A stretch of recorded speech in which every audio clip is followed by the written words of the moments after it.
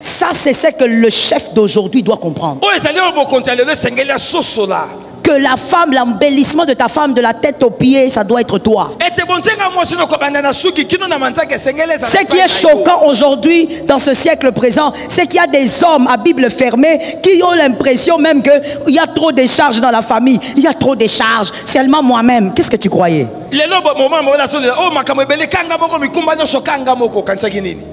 Toi, tu as l'argent là. Ta femme vient. Chérie, j'ai besoin d'argent. Donne-moi un $20 pour faire je sais pas quoi. $20.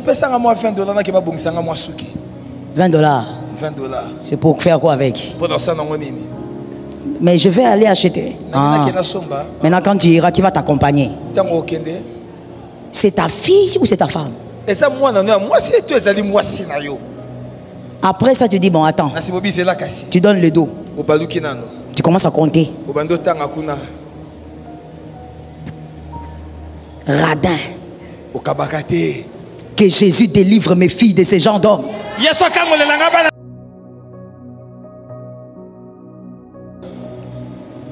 Il est important de savoir que c'est au chef de famille d'assurer la sécurité financière d'une famille.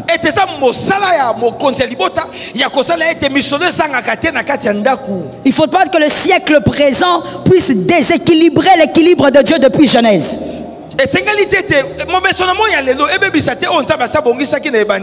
Dieu a fixé les choses ainsi depuis Genèse. Il faudrait que le mari soit capable de s'occuper d'embellir sa femme. Puisque nous parlons du couple, il doit comprendre que c'est sa responsabilité.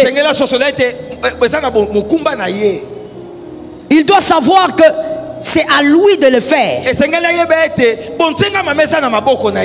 C'est à lui d'embellir ce qu'il est allé chercher. Il y a des hommes, je ne vais pas beaucoup en parler aujourd'hui, c'est peut-être pour le vendredi prochain. Mais je veux juste grignoter un peu pour dire, il y a des hommes, tu lui dis, mais ta femme est comme ça, tes enfants. Maintenant vous voulez que je fasse quoi? Que je meure?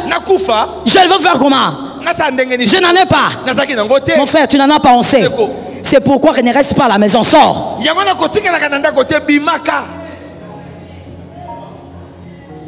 J'ai entendu 3 personnes. Fais quoi? Sors.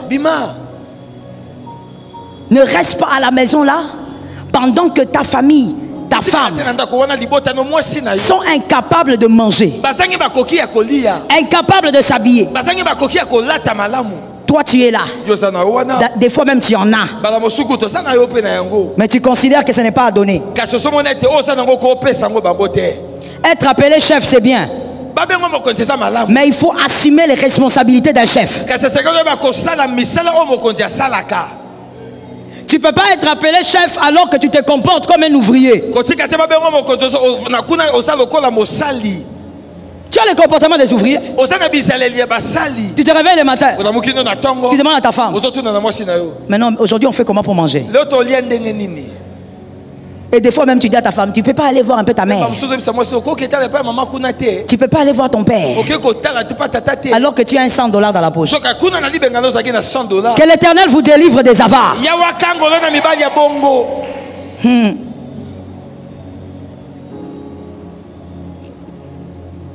Tu te limites à observer ce qui se passe sans rien faire. Laisse-moi te dire une chose. À retenir pour la vie et à l'enseigner à tes enfants si c'est possible. Une femme, je vais t'expliquer ce que c'est. Une femme qui travaille, elle travaille. Elle a étudié, elle est intelligente, elle travaille. Elle fait son commerce. Une femme qui travaille et qui fait tout pour elle-même.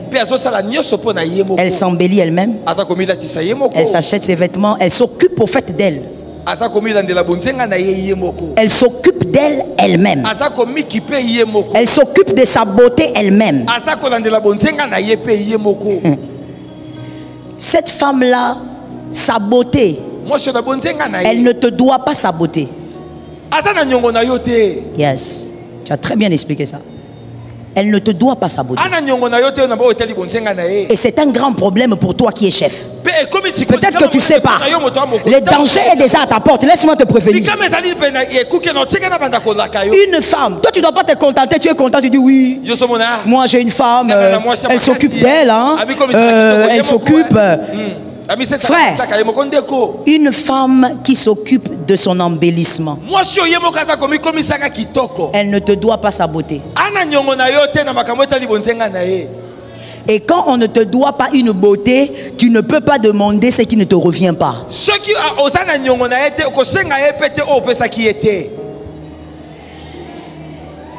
Ils ont compris. Tu l'as tellement bien expliqué, ils ont compris. Ne va pas demander ce qui ne te revient pas. Sinon tu auras une réponse qui va te dépasser. Tu vas chercher ça dans la Bible, il n'y a pas dans la Bible. Tu vas chercher dans l'ancienne alliance, tu tournes, tu vas chercher la Torah, il n'y en a pas. La réponse qu'on va te donner. Genèse 2, 23. Genèse 2, 23. Adam dit. Voici cette fois celle, donnez le verset. Voici cette fois celle qui est os de mes os, chair de ma chair. On l'appellera femme parce qu'elle a été prise de moi. Serge, venez, on va expliquer ça. Adam, il est tellement technique et prophétique. La femme a écouté le poème, mais Adam, lui, il a codé toute une histoire. Monsieur le chef de famille, futur chef de famille, la beauté de ta femme, ça doit être une beauté que toi tu as fabriquée. Amen. Les amens sont lépreux. Les hommes avares guérissaient. Les amens sont lépreux. Donne-moi 3 amens. Regarde Adam. Adam, il vient là. Il faut supporter, hein? Adam regarde Ève. Adam dit. Oh! Adam ne dit pas, tu es qui? Tu viens d'où? Non. Voici cette fois celle. Os de mes os. De manière prophétique, cet homme a été révélé que la femme sortait de lui. Parce que Dieu ne lui avait jamais dit ça. Il dit os de mes os. En d'autres termes, madame, tu vois la forme que tu as. Tu vois le corps que tu as. Tu as ma dette. Madame, tu vois comme tu es là. Tu viens d'apparaître, mais tu ne sais pas d'où tu viens. En réalité, la forme que tu es là, c'est parce que tu as ma dette. Tu es mon os. Un homme marié, ta femme, son devenir doit être une dette pour tout.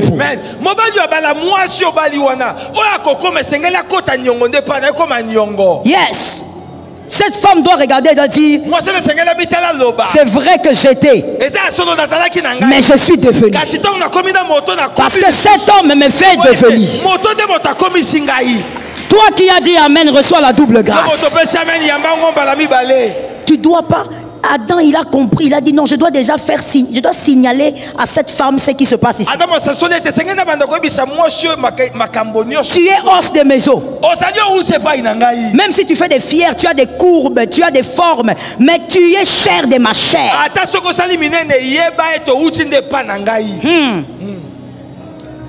Qui n'a pas compris? Mon interprète va répéter ça pour toi, toi qui étais 4e dans une classe.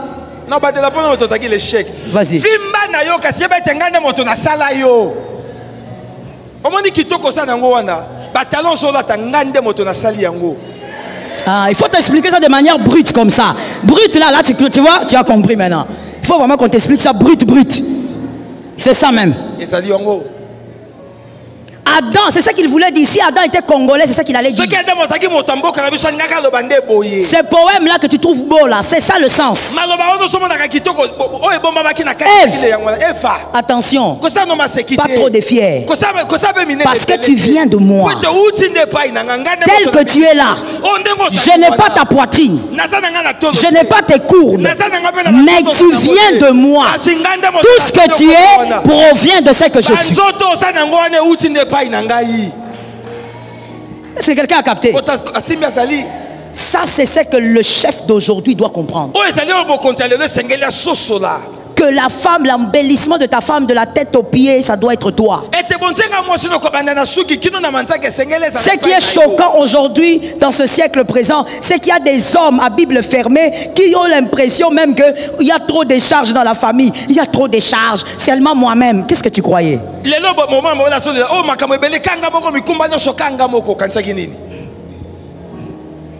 Qu'est-ce que tu croyais? Le siècle présentement. Je vais en venir à l'aide de la femme. Je ne suis pas encore là-bas. Il faut que toi, homme, tu puisses tuer ton esprit radin. Tu es... C'est quoi ce terme-là? Ok. Mais pourquoi flambeau finalement? Bon, tu vas me donner le cours plus tard. Mais écoute ceci. Toi, tu as l'argent là. Ta femme vient. Chérie, j'ai besoin d'argent. Donne-moi $20 pour faire je ne sais pas quoi. $20. C'est pour faire quoi avec? Mais je vais aller acheter. Ah. Maintenant, quand tu iras, qui va t'accompagner? C'est ta fille ou c'est ta femme? Après ça, tu dis, bon, attends. Tu donnes le dos. Tu commences à compter. Radin. Que Jésus délivre mes filles de ces gens d'hommes. Radin. En plus, l'argent dans les chaussettes. Là, il se promène partout avec. Mon frère, on va te cogner par une moto, l'argent là va sauter. Tellement radin. Même quand les enfants n'ont pas à manger, tu dis qu'ils mangent seulement ce qu'il y a là. Moi, à leur époque. Moi, à leur époque. Frère, à leur époque. À leur époque. Mais c'est pourquoi tu caches tes photos de quand tu étais petit? Parce que quand on regarde les photos de quand tu étais petit, tu es comme un petit chocoré comme ça, tu es un petit ventre comme ça. Pourquoi? Parce que tu n'étais pas bien nourri. Oh, moi à leur époque, j'ai mangé comme ça. Non, ils ne sont pas de ton époque. Va chercher du lait que les enfants prennent. À celui qui a dit un amen, la grâce entre dans sa maison. Va chercher le pain, va chercher ce qu'il faut. Que ta femme, les cheveux sentent bon. Vous savez, les hommes radins, ils sont toujours comme ça à côté des femmes qui sentent bon. Comme des sangsues. À côté des femmes qui sentent bon. Oh, la femme là, elle sent bon. Toi, tu crois que sentir bon là, elle est née avec. On achète ça dans le magasin. On achète ça dans le magasin. La bonne odeur là s'achète dans le magasin. Quand on te demande la bonne odeur, toi tu vas acheter le savon, les coques et puis tu amènes ça là. Tu dis à ta femme, lave-toi avec ce savon ici. Tu auras l'odeur de ma tante. Savon les coques. La bonne odeur que toi tu cherches là, on achète ça. Merci à vous d'avoir suivi la vidéo jusqu'à la fin. Sachez constamment et sachez-le, c'est très important que la construction d'une famille stable est basée sur les fondements solides et des valeurs chrétiennes. Donc les principes bibliques nous guident dans l'édification d'un foyer solide et harmonieux. Ok? Donc la parole de Dieu est notre guide infaillible dans tous les aspects de la vie, y compris la construction d'une famille stable. Le foyer doit avoir une fondation solide. Donc dans Matthieu 7 chapitre 20, dans Matthieu chapitre 7, le verset 24 à 25, la Bible dit: c'est pourquoi quiconque entend ces paroles que je dis et les met en pratique sera semblable à un homme prudent qui a bâti sa maison sur le roc. La pluie est tombée, les torrents sont venus, les vents ont soufflé et se sont jetés contre cette maison. Elle n'est point tombée parce qu'elle est fondée sur le roc. Donc, construire notre foyer sur les enseignements de Jésus est essentiel pour assurer sa stabilité et sa résilience face aux tempêtes de la vie. Nous devons aussi cultiver des valeurs familiales. Ok? Donc, dans le livre de Proverbes chapitre 22, le verset 6, la parole déclare « Instruis l'enfant selon la voie qu'il doit suivre, et quand il sera vieux, il ne s'en détournera pas. » Donc, en enseignant à nos enfants la voie du Seigneur, nous établissons autant pour moi des valeurs familiales solides qui les guideront tout au long de leur existence, tout au long de leur vie. Et donc, l'autre chose est de prioriser les relations. Dans Colossiens chapitre 3, le verset 13 à 14, la Bible déclare que « Supportez-vous les uns les autres, et si l'un a sujet de se plaindre de l'autre, pardonnez-vous réciproquement. » Ok? De même que Christ vous a pardonné, pardonnez-vous aussi. Mais par-dessus toutes ces choses, revêtez-vous de la charité qui est le lien de la perfection. C'est ce que nous dit la Bible dans Colossiens chapitre 3, le verset 14, le verset 13, autant pour moi, à 14. Donc, l'amour et le pardon mutuel sont essentiels pour maintenir des relations saines et harmonieuses au sein de la famille. Ok? Une des dernières choses, c'est de gérer les conflits avec sagesse. Parce que dans le foyer, il y aura forcément quelque chose qui va se passer. Il y aura forcément un conflit. Il y aura forcément quelque chose de mal qui va y arriver. Mais gérer les conflits avec sagesse. Comme Proverbe chapitre 15, le verset 1 nous a dit, « La réponse douce calme la fureur, mais la parole dure excite la colère. » Apprendre à communiquer avec douceur et à rechercher la réconciliation est crucial pour résoudre les conflits familiaux de manière constructive. Donc, en conclusion pour cette vidéo, je pourrais dire, en construisant nos foyers sur les fondements de la parole de Dieu, en cultivant des valeurs familiales chrétiennes et en mettant l'amour et le pardon au cœur de nos relations, qu'est-ce qui va se passer? Nous pouvons bâtir des familles stables et durables qui honorent le Seigneur dans tout ce qu'elles font. Alors, merci encore de nous avoir suivis dans cette vidéo pour la construction d'une famille stable.